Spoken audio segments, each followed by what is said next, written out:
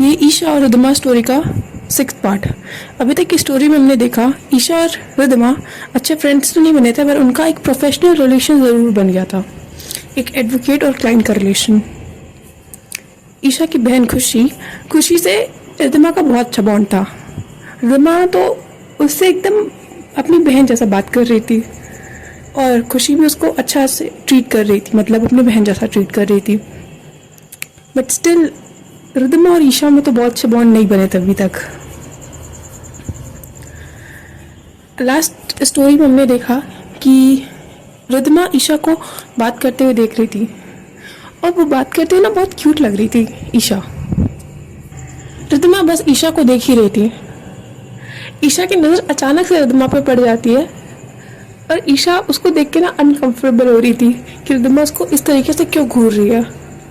ईशा अपनी बात जल्दी से ख़त्म करती है और रिद्धिमा को बोलती है, आई थिंक हमें चलना चाहिए, हमें काफ़ी लेट हो रहा है और हमें अभी ऑफिस भी जाना है तुम्हारा सिग्नेचर वगैरह करवाने के लिए। रिद्धिमा ने कहा, अरे वो तो कैंसिल हो गया था, वो तो हम कल करवाने वाले हैं क्योंकि ऑलरेडी मुझे लेट हो रहा है काफ़ी। ईशिता ने कहा, ओके, आई मीन कल फिर तुम्हें झेलना पड़ेगा। और ये उसने अपने मन में बोला था। रिद्धिमा ने कहा, हाँ तुम जो मन में बोल रही हो ना बहुत तेज़ बोल रही हो, मुझे सुनाई पड़ रहा है। और उन दोनों की तू में फिर स्टार्ट हो गई। ईशिता ने कहा, चलो ठीक है, कल तुम अपने कार से आओगी और मैं ऑफिस में आके तुम सिग्नेचर वगैरह तुम्हें जो भी करना है डॉक्यूमेंट्स पे वो तुमको सिग्नेचर करने हैं और कल फिर तुम अपने कार से वापस जाओगी, ठीक है। रिद्धिमा ने कहा ठीक है। वो दोनों कार में बैठ के रिद्धिमा के घर के लिए जाने लगे क्योंकि ईशिता को ही रिद्धिमा को रिद्धिमा के घर पे छोड़ना था। रिद्धिमा और ईशिता कार में बैठ गए थे। रिद्धिमा ने ईशिता को कहा, ठीक है अभी तुम घर चली रही हो तो बाकी जो तुम्हें डॉक्यूमेंट्स चाहिए थे, जो मैन्युफैक्चरिंग यूनिट के जो भी तुम्हें डॉक्यूमेंट्स चाहिए थे वो मैं तुम्हें अभी दे देती हूँ, तुम्हारा काम ही आसान रहेगा, तुमको बाकी डॉक्यूमेंट्स बनवाने के लिए वापस नहीं आना पड़ेगा। उन लोग की कार में भी बस फॉर्मल बातें ही चल रही थी। उनको कार में उनकी बातें सुन के बस ऐसा लग रहा था कि एक क्लाइंट और एक एडवोकेट बात कर रहे हैं, दैट्स इट। कार में मोस्टली टाइम तो शांति थी। कुछ देर के ड्राइव के बाद ईशिता अपने घर पे पहुंच गई थी। ईशिता और रिद्धिमा अपने घर पे पहुंच गए थे। रिद्धिमा ने बोला, मेरा घर वो है और चलो तो तुम डॉक्यूमेंट्स भी ले लेना, उसके बाद निकलना घर। ईशिता ने कहा ठीक है पर जल्दी करो, ऑलरेडी मुझे काफ़ी लेट हो रहा है। रिद्धिमा कहा कि अब क्या उड़ के चली जाओ अपने रूम पे, सीढ़ियाँ हैं भाई, घर के अंदर घुसना पड़ेगा, सीढ़ियों पर जाना पड़ेगा, फिर ऊपर जाऊंगी मैं। रिद्धिमा ने कहा चलो ठीक है तुम अंदर बैठो, मैं बस लेके आती हूँ डॉक्यूमेंट्स। रिद्धिमा ईशिता को अपने रूम में लेके गई और वहीं पे उसने सारे डॉक्यूमेंट्स बिस्तर पे एकदम फैला दिया था। उसने बोला, इन सारे डॉक्यूमेंट्स में से कौन से डॉक्यूमेंट तुम्हें चाहिए तुम ले लो, क्योंकि मुझे नहीं पता इन डॉक्यूमेंट्स में से तुम्हें क्या ज़रूरत है। ईशा ने सारे डॉक्यूमेंट्स देखे और उसमें से जो डॉक्यूमेंट्स उसको चाहिए थे वो ले लिया। और एक बार रिद्धिमा ने उन डॉक्यूमेंट्स को चेक करा क्योंकि प्रॉपर्टी के पेपर्स थोड़ी ना दे देगी वो उसे, तो उन सारे डॉक्यूमेंट्स को उसने चेक करा और चेक करने के बाद वो डॉक्यूमेंट्स ईशा को दे दिए लेने के लिए। और तब तक वहाँ पे ना मेड कॉफ़ी लेके आ गई थी। रिद्धिमा ने मेड से पूछा, मैंने बोला तो कॉफ़ी बनाने के लिए। मेड ने कहा नहीं, बट नॉर्मली तो कॉफ़ी लाई जाती है ना गेस्ट के लिए। रिद्धिमा ने कहा, ये मेरी गेस्ट नहीं, मेरी एडवोकेट है। ईशा ने कहा, ओ हेलो, जब एडवोकेट घर पे आता है तो वो गेस्ट ही होता है, डांट क्यों रही हो उसको। रिद्धिमा ने कहा, तुमको कॉफ़ी पीने का शौक है ना तो आराम से पियो, पर तुम्ही ने कहा था तुम्हें लेट हो रहा है तो इसीलिए मैंने बोला। इन दोनों के मैं से जो मेड थी वही परेशान हो गई। उसने बोला कि ठीक है आपको कॉफ़ी पीनी है तो पियो, नहीं पीनी है तो मत पियो, पर मुझे तो जाने दो। और ये बोल के ना मेड वहाँ से चली गई। इन दोनों की थोड़ी थोड़ी नोक झोंक बीच बीच में चली रही थी। ईशा तो आराम से कॉफ़ी पीते हुए रिद्धिमा का पूरा रूम देख रही थी, पूरा रूम स्कैन कर रही थी। वहाँ पे एक फ़ोटो अभी भी थी, एक फ़ोटो जिसमें राया और रिद्धिमा साथ में थे। वो उस फोटो को देख रही थी। उस सारी फोटो, सारे चीज़ें, उस रूम में जो भी चीज़ थी वो सब, हर एक चीज़ बहुत एक्सपेंसिव थी। वो पूरा रूम स्कैन कर रही थी और रिद्धिमा तो अभी भी सारे डॉक्यूमेंट्स को सही करने में लगी हुई थी। और बाकी जो लीगल वर्क थे अपने ऑफिस के वो सारे देखने में बिजी थी, और वो सारी चीज़ें इशिता को भी समझाने में बिजी थी। रिद्धिमा बोल रही थी पर ईशा उसकी बातों पर ध्यान ही नहीं दे रही थी। ईशा बस रिद्धिमा का रूम स्कैन कर रही थी, और गलती से रिद्धिमा अपनी फाइल, जो उसके हाथ में फाइल थी, वो फाइल ईशा को दिखाने के चक्कर में उसी फाइल से ईशा के हाथ पे जो कॉफ़ी का मग था वो गिरा देती है। वो पूरी कॉफ़ी पेपर्स उस सारे डॉक्यूमेंट्स में फैल जाता है, और वो गर्म कॉफ़ी ईशा के ऊपर भी गिर जाता है। ईशा वो गर्म कॉफ़ी गिरते ही चिल्लाने लगती है, यार मार डालो, तुम्हें मुझसे प्रॉब्लम ही क्या है, तुमने मुझे परेशान करके रखा है, मेरे कपड़े गीले कर दिए, मैं तो जल गई यार। ईशा अपने ओवर ड्रामा उसने स्टार्ट कर दिया। हाँ, कॉफ़ी इतनी भी गर्म नहीं थी जितना ईशा रिएक्ट कर रही थी, बट ईशा ना थोड़ा रिद्धिमा के सामने खुल गई थी, तो उसने बच्चों वाली हरकतें और थोड़ी ड्रामा स्टार्ट कर दिया। रिद्धिमा भी पैनिक कर गई, और रिद्धिमा ने अपने हाथ से ईशा के कपड़े साफ करना स्टार्ट कर दिया। उसने अपने हाथ में पानी लेके अपने हाथ से ही उसके जो भी कॉफ़ी उसके ऊपर गिरा था उसको साफ करने लगी, और अनइंटेंशनली रिद्धिमा का हाथ ईशा के चेस्ट पे जा रहा था, क्योंकि कॉफ़ी तो वहीं पे गिरी थी। ईशा ना बहुत ही शॉक्ड वे में रिद्धिमा को देखने लगी, क्योंकि ये चीज़ तो थोड़ा अनएक्सपेक्टेड था, और रिद्धिमा जिस तरीके से ईशा के कपड़े साफ कर रही थी ना, वो तो पैनिक में बस कर रही थी, बट वो जिस जगह पे कर रही थी, ईशिता की उतने में ना टाइम डिफरेंस हो जाती है। ईशा बोलती है, रिद्धिमा प्लीज़ मैं कर रही हूँ अपने आप। रिद्धिमा फिर भी पैनिक करके वो खुद से ही साफ कर रही थी। उसने बस ईशा के मुंह पे अपना एक हाथ रखा और दूसरे हाथ से वो कॉफ़ी साफ कर रही थी। कुछ सेकंड बाद रिद्धिमा को रियलाइज़ हुआ कि वो कर क्या रही है। वो द मोमेंट उसको एक चीज़ रियलाइज़ हुई कि उसने क्या किया है और क्या कर रही है, वो उसने अपना हाथ पीछे कर लिया, दोनों हाथ। ये सारे इंसिडेंट के बाद रिद्धिमा ने देखा कि ओ माय, पेपर भी ख़राब हो गए, इंक्लूडिंग सारे पेपर, लाइक ऑलमोस्ट सारे पेपर, उसके सारे डॉक्यूमेंट्स ख़राब हो गए थे कॉफ़ी के गिरने की वजह से। इसके बाद रिद्धिमा अपने सारे डॉक्यूमेंट्स से ना कॉफ़ी हटाने लगी उसको, और वो वापस इशिता पे चिल्लाने लगी कि तुमने गिरा दिया।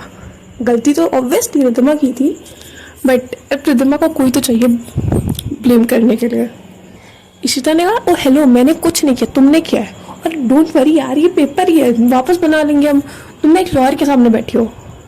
इशिता ने कहा हाँ, बस अपने तो इसी चीज़ का फ़ायदा उठाओ लॉयर होने का।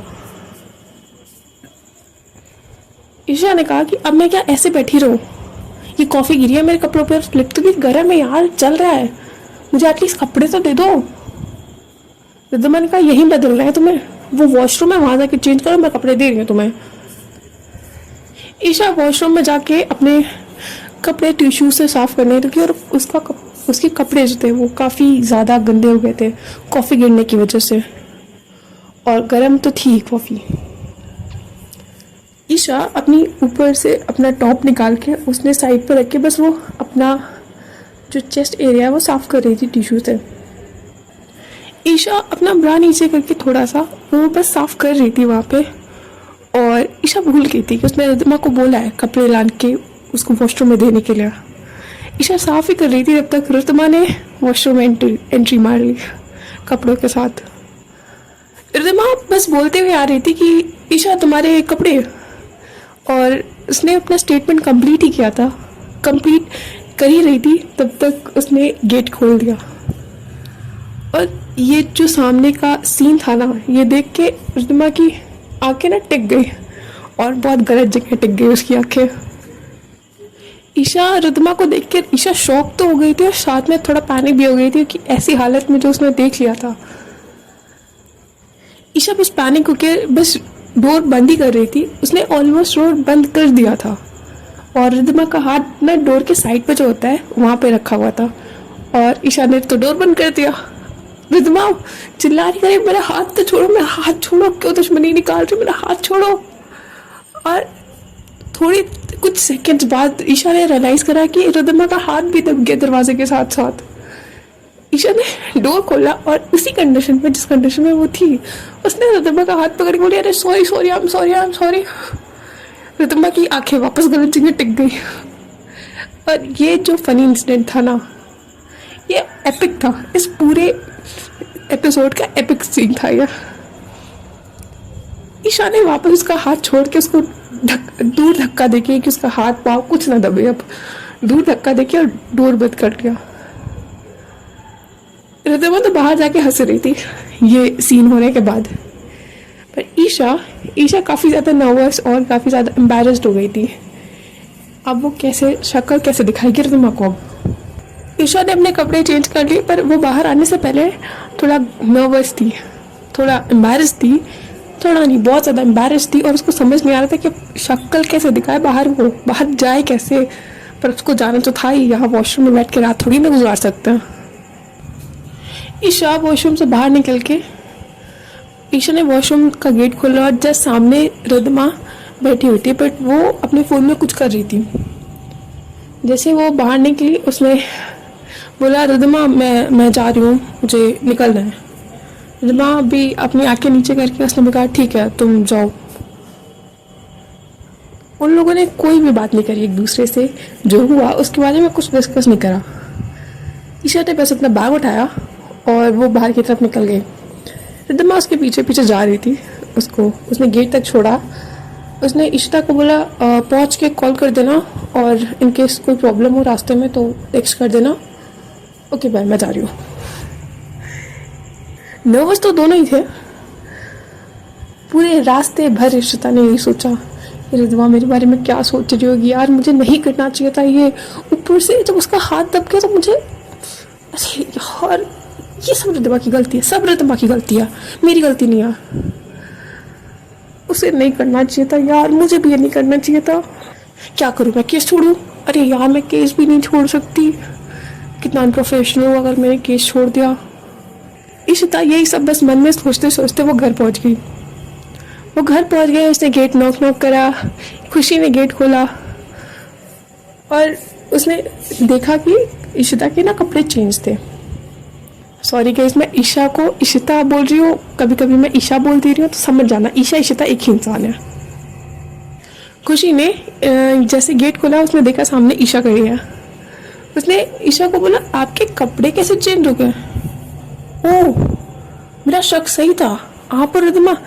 बस वो ये बोल ही रही थी, ईशा ने उसका मुंह बंद करा और उसको बस उठा के अंदर लेके गई, सोफे पर पटक दिया। उसने बोला, तुम चुप रहो। उसने खुशी को लाके ना सोफे पर पटक दिया और बोला, अब तुम शांत रहोगी, कुछ नहीं है दोनों के बीच, और तुम सोचोगे भी नहीं इस चीज़ के बारे में। खुशी भी हैरान थी कि ईशा दी के कपड़े भी चेंज है और उनका मूड भी खराब हो गया अचानक से, कुछ तो लफड़ा है यहाँ पे। खुशी ने ज़्यादा माइंड तो नहीं करा, उसने बोला, ठीक है आप कपड़े चेंज कर लो, अगर आपको चेंज करने हो तो, या फिर आपको उन्हीं के कपड़े पहनना हो तो भी कोई बात नहीं है। ईशा ने एक बार घूरती हुई नज़र से खुशी को देखा और खुशी का मुंह बंद हो गया। उसको पता था कि अब अगर उसने ज़्यादा बोला ना तो उसकी खैर नहीं है। ईशा ने अपने कपड़े चेंज करके अपने जो नॉर्मल वाले कपड़े होते हैं उसने वो पहने, और उसने ऑलरेडी खाना ऑर्डर कर रखा था। उसने खाना निकाला और वो और खुशी बैठ के खा रहे थे। खुशी तो अपने लड़ने की कहानियाँ सब सुना रही थी, वहाँ पे क्या हुआ, उसके दोस्त कैसे थे, क्या थे। खुशी ईशा सुन रही थी और सारी कहानियाँ एंजॉय भी कर रही थी। खुशी ने बहुत सारे लड़कों के बारे में बताया, काफ़ी लड़कियों के बारे में बताया। ईशा ने उससे पूछा, तो तुम्हारा बॉयफ्रेंड कौन है? खुशी ने बोला, यार दी, अगर मेरा बॉयफ्रेंड या गर्लफ्रेंड होता तो मैं आपको बताती ना, अभी तक लिटरली कोई नहीं है, पर होगा तो मैं सबसे पहले आपको बताऊंगी। उन लोग की बस्ती मजाक वाली बातें तो चली रही थी। अब आगे की स्टोरी हम अगले पार्ट में देखते हैं, और लाइक करिएगा, सब्सक्राइब करिएगा वीडियो को, और स्टोरी का जो बेस्ट पार्ट लगा हो ना वो कमेंट ज़रूर करिएगा। और काफ़ी लोगों ने मुझे काफ़ी सारे सजेशंस दिए, तो उसके लिए थैंक यू।